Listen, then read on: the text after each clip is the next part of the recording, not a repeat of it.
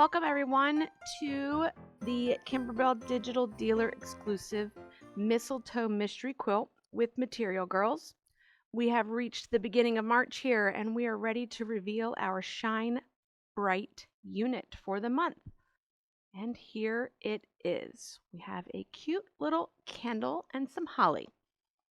So this month we are going to be stitching 2 of this Shine Bright candle block. Plus, we are going to be quilting filler blocks 17, 19, and 20. Now, I'm not going to specifically speak about that quilting of the filler block. If you're just joining us, be sure to go back and look at months January and February, and I cover in detail the quilting of filler units. This month, we are going to need a hoop size of 5x7, and that is if you are quilting or not quilting. So this design with the optional block by block quilting will fit in the Bernina oval hoop this month. We're going to need to apply fusible woven lining to the back side of all of our cotton fabric pieces. So we have a background piece, we have our 3 filler blocks, and we have the red for our candle that need to have the fusible woven applied to the back side. We are going to need light mesh cutaway. If you are quilting, if you are not quilting, you're going to need that medium cutaway, and you're going to need your project batting. These are our thread colors.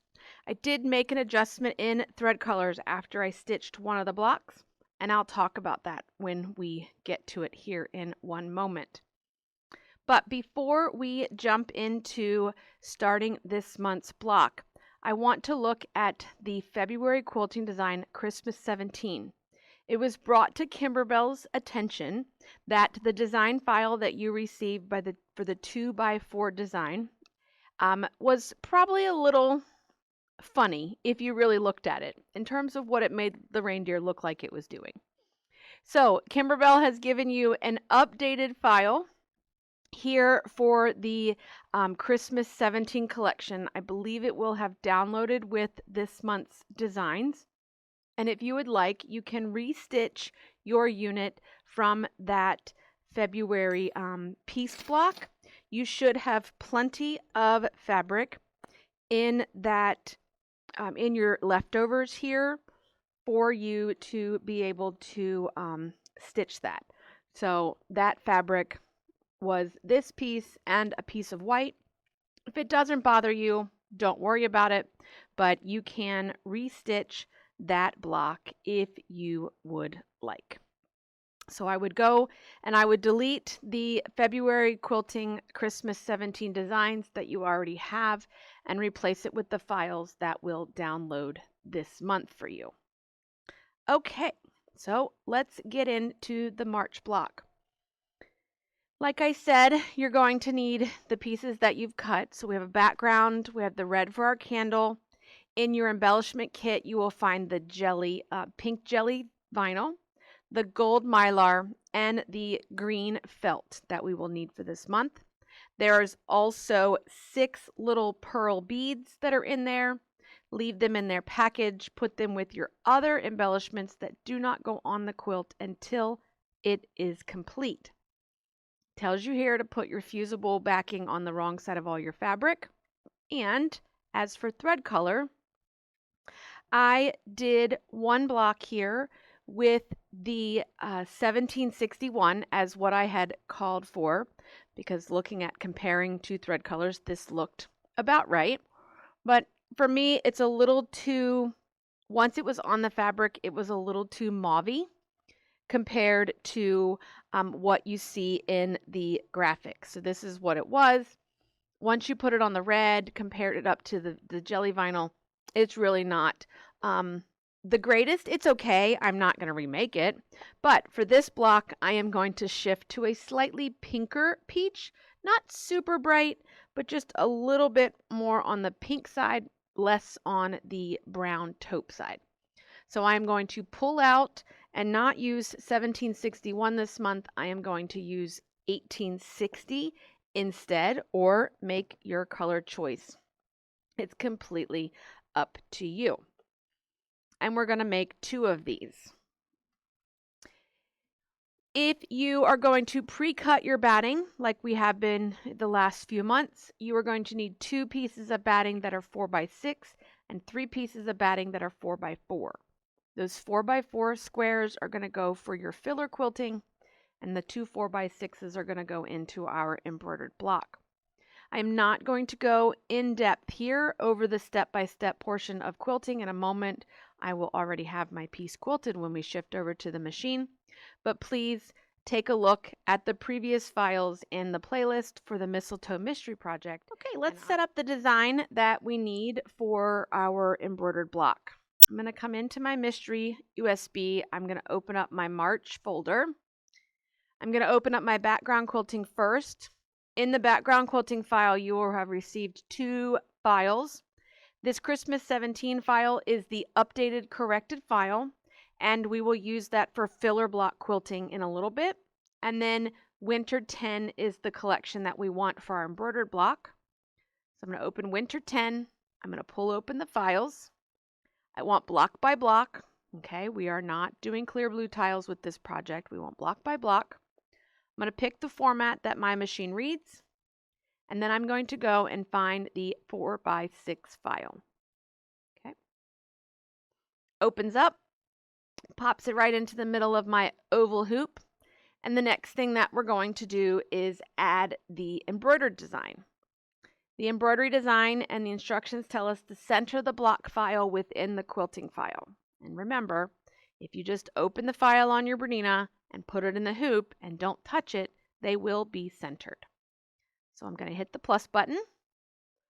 I'm going to back out here until I get to my mystery again. I'm going to open up March, embroidery files, the format you need, and there is my design. And boop, there it is. Okay, that is what we are going to embroider twice this month. So we're going to head over here to the machine. So here is my quilted block that is ready for us to start our embroidery. The first part of this design is going to be for us to stitch the mylar portion of the design. So we're going to thread our machine with color F, which is going to be Dijon, which for me is 811. I am going to stitch my placement line. I'm then going to place my piece of mylar right side up, and I am going to put some tape on it because it does like to pull in. Then I'm going to run the next color stop, which is going to stitch the flame outline. It's going to tack it down to the mylar basically, and then go ahead and stitch the decorative fill. Once our decorative fill is stitched, we can remove the excess mylar. Let's head over here to the machine. I have already stitched the placement line for our project, and if you are combining your designs, that was color stop 6. So color stop 7 is asking for the mylar piece to go gold up, completely covering that placement line. I'm going to put that in place, and I am going to put a couple pieces of Kimberbell tape just on the edge. I do not want to get the Kimberbell tape caught in any of this stitching that is going to happen. So I am going to put it right on the very edge of the mylar, with most of it being on the fabric. Once we are stitched in place, we are going to run color stop 7, which is going to tack this down and fill it in.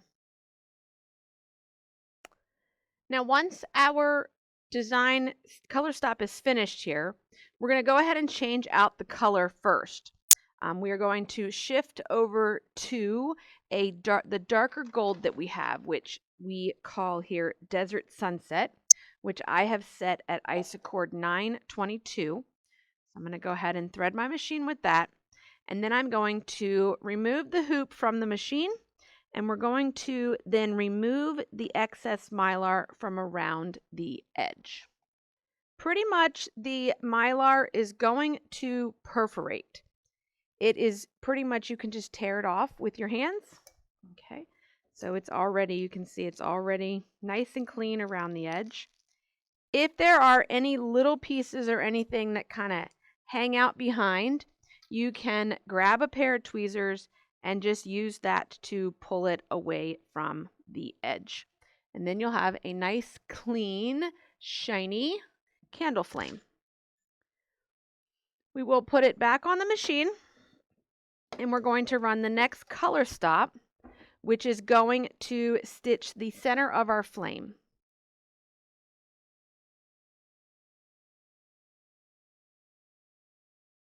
Our inner flame is stitched.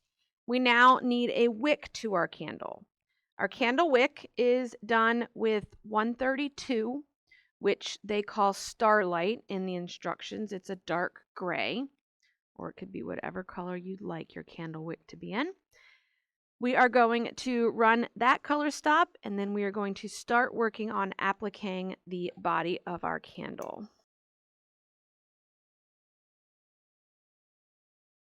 We are now going to work into the steps of appliquing the body of our candle. This is where I have made the color change that I spoke about earlier. So they call for the blush thread, which I am using 1860 this month for. The steps that we're going to do is we are going to run the placement line. We are going to place our red piece of fabric that we have applied fusible woven to the back side of. And there is no right or wrong to that red fabric. So it ultimately doesn't matter which side you do iron it to. And then we will place that over top of the placement line and then run the tack down. So the placement line for your candle is currently color stop 10, and then we will work into that. So I'm going to work through placement line and tacking down the fabric. Once our fabric is tacked down, I'm going to take the hoop off the machine and I'm going to trim the excess fabric away from the edge of the stitching line. Your scissors of choice, it's completely up to you. If you use applique scissors, if you use double curve embroidery scissors, it's completely up to you. I can tell you that applique scissors are easier here. You do need a smaller scissor in order to get up into this side. Do note that this portion of the candle will get covered with a satin stitch. This portion of the candle is going to be covered by the felt leaves, and there's a little bit down here at the bottom that will also be stitched over with a cover stitch. So if you don't get super close, most of this is going to get covered. Now once your fabric is trimmed, we are going to place the hoop back on the machine and we're going to run through the color stops that are going to apply the stripes to the candle, which are done in that blush thread. We will then change out to our red thread. For this project, at this time, they're calling for Valentine. And for this one, I am going to use 1805 as my option. But if you have 1904 or another red that you like, go ahead and use your choice.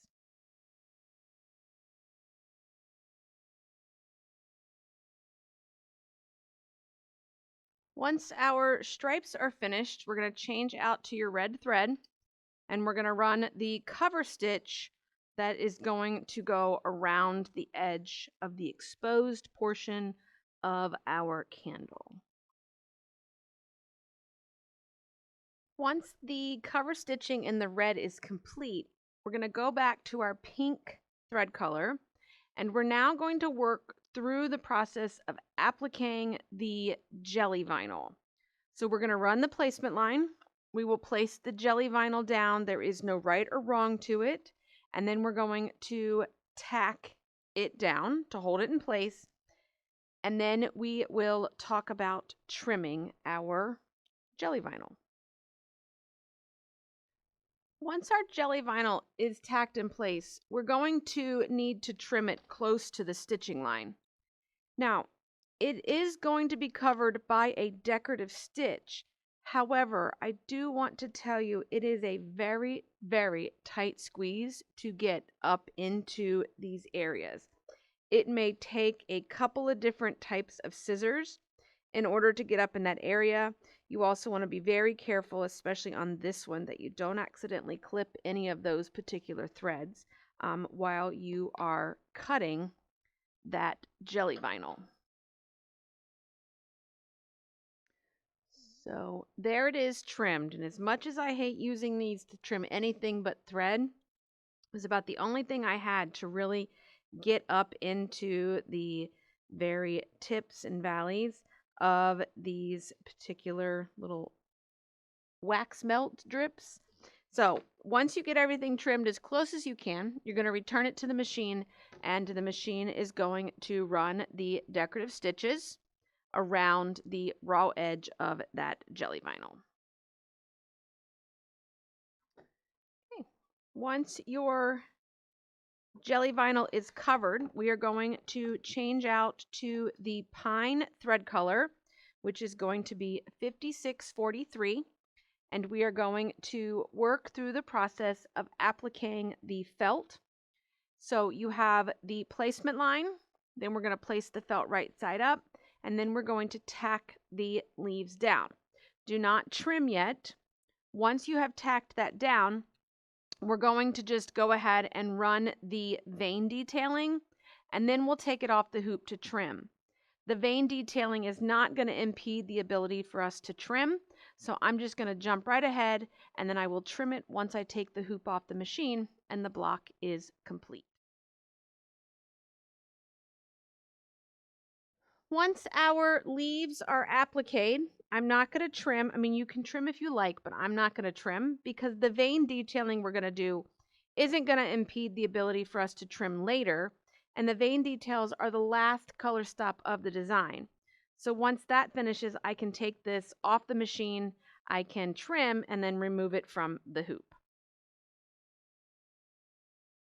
When your vein detailing is complete, you can take the hoop off the machine and you can trim the felt close to the stitching line with scissors of your choice.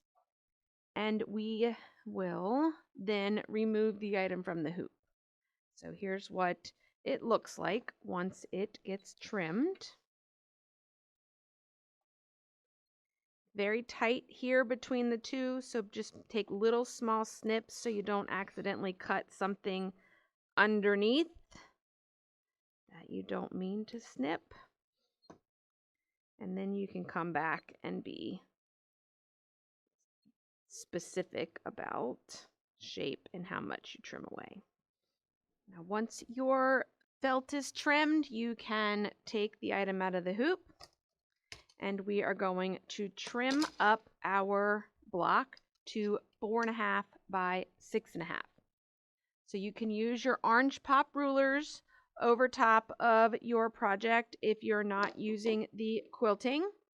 If you have chosen to quilt in the hoop, the placement line that is holding down your fabric should be 4.5 by 6.5, but we are going to double check that before we just cut.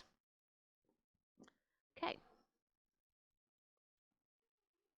Here's my block. Here's my, not that one, this one. Here's my 4.5 by 6.5 ruler or orange pop. So I'm going to put that over top of my design, visually centering that in the hoop. And when I'm happy, I can cut that and rotate it. Again, a rotating mat is very helpful when using orange pop.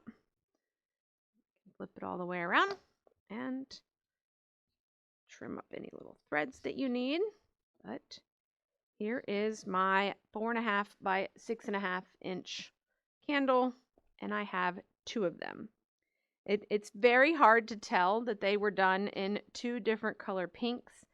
That's there, but up close, this one is a little brighter than this particular one.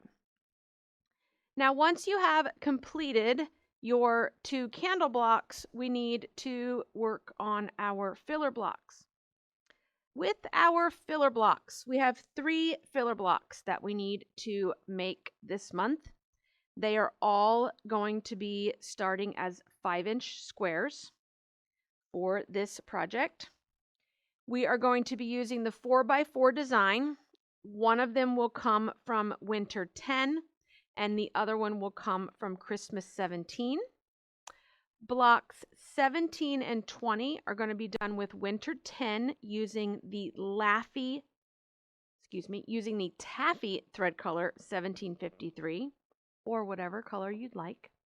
And the filler block 19, which is done on the green fabric, is done with the blush thread using the Christmas 17 design.